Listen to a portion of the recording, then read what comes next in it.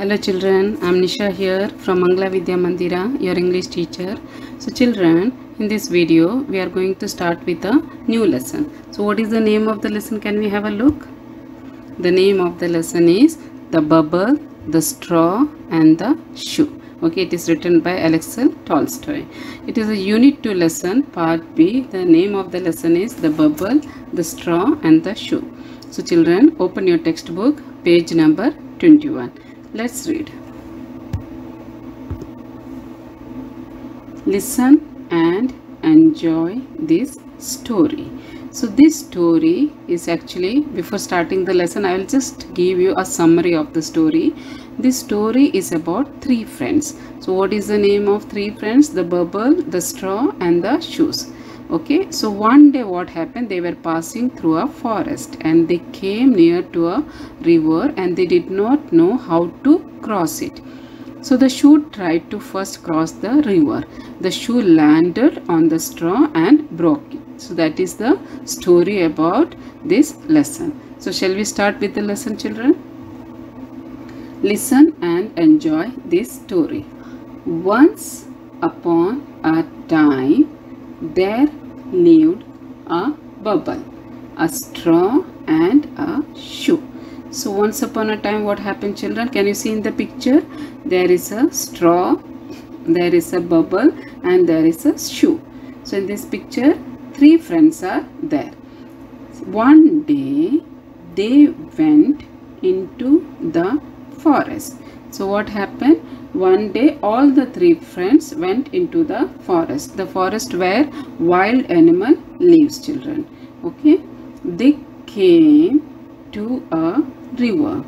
They did not know how to cross it. So what happened, children? When they went to the forest, they came near to the river where the water flows. Now they came to the river and they don't know how to cross the river. Now the river is there. They wanted to go to the other side, but they don't know how to go. They don't know how to cross. The shoe said, "Bubble, let us float on you." The shoe said to Bubble, so Bubble, can we move on you? So the shoe is asking permission to the bubble.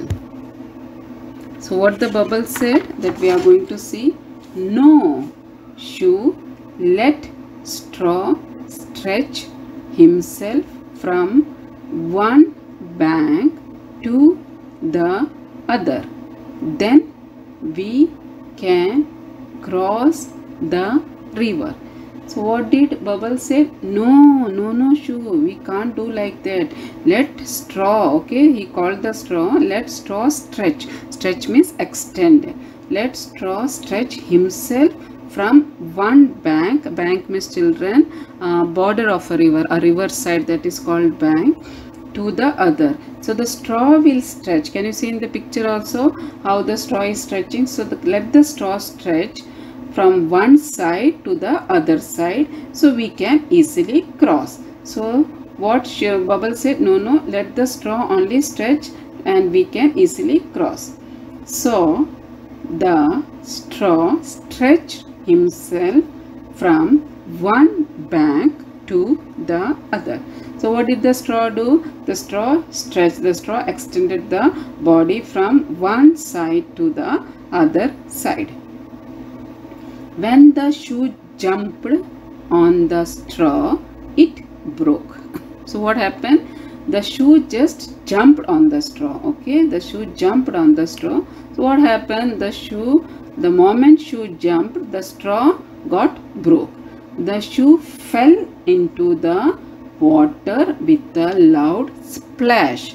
Okay, so the moment the straw broke, what happened? The shoe just fell inside the water with a big sound, with a loud splash, with a big sound. The bubble shook and shook with laughter and burst with a big bang.